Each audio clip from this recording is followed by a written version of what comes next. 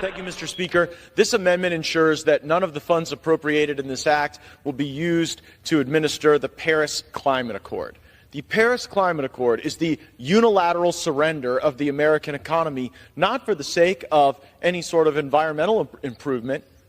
It merely uses the veneer of climate change to execute a permission structure for some of the dirtiest countries in the world, for some of the greatest polluters, to be able to benefit at the expense of the United States.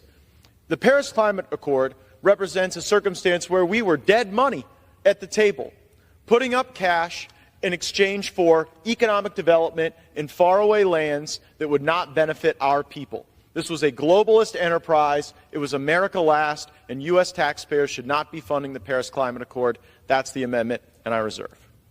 The gentleman reserves.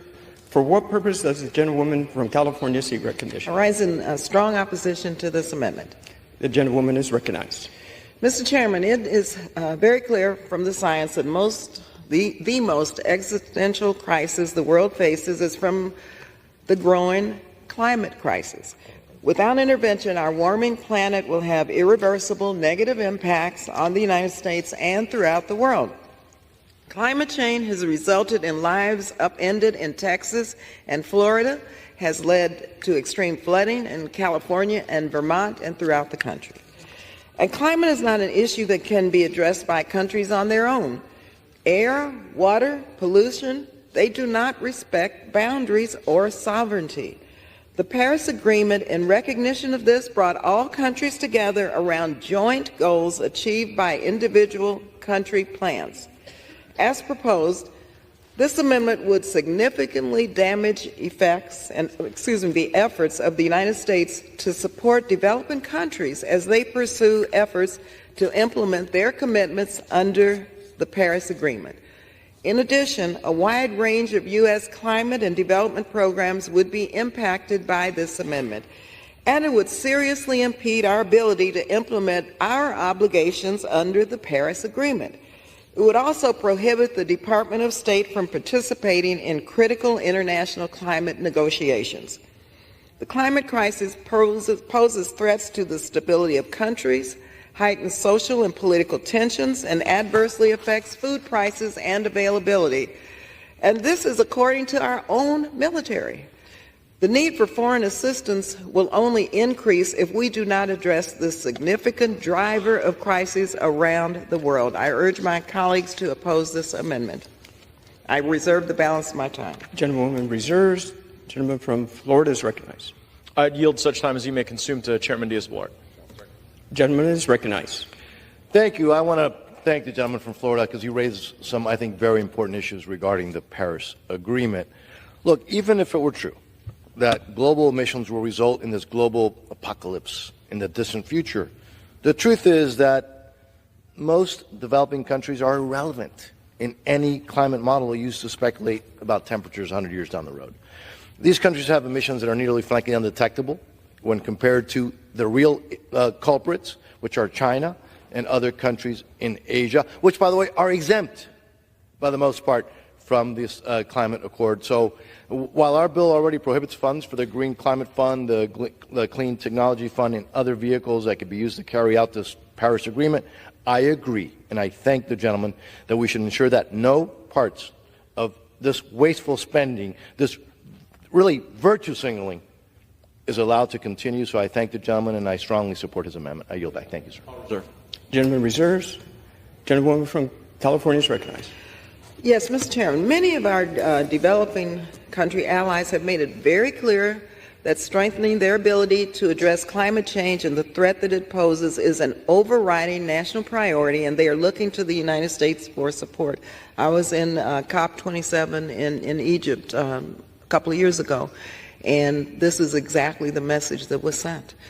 The FY24 House SFOPS bill willfully ignores the changing climate and its implications for so many other global challenges this bill is intended to address, including promoting food and water security, global health, the protection of tropical forests, and other vital natural resources, and social and political stability in strategically important regions. According to the World Bank, Climate change could pull 132 million people back into extreme poverty by 2030 and could drive the internal migration of an additional 216 people by 2050. Every one of our districts have been challenged by severe drought, rainfall storms, and heat. We are continuing to spend more and more on humanitarian needs caused by these disasters, both domestically and abroad. We need to get ahead of these crises. Helping communities cope, especially those with the least means to do so, is both moral and smart. Why are we demonizing these programs and cutting ourselves off from valuable tools?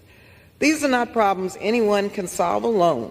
We must work with others, which make cooperation and our multilateral tools work. That's what we need, such as the Clean Technology Fund, the Green Climate Fund, the Global Environmental Facility. All of these and more are so important.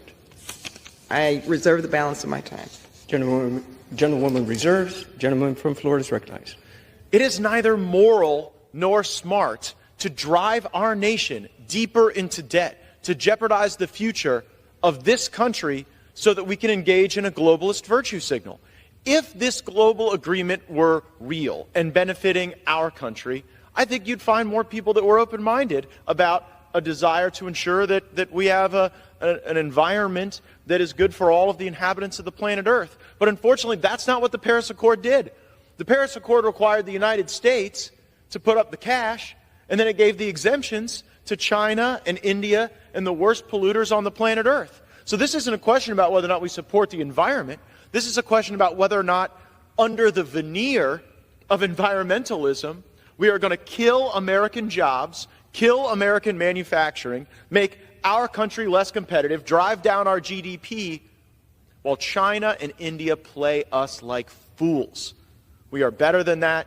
The underlying bill does great work to ensure that our resources are directed to America's interests, not to these interests of these global institutions. I would encourage adoption of the amendment, and I yield back the balance of my time.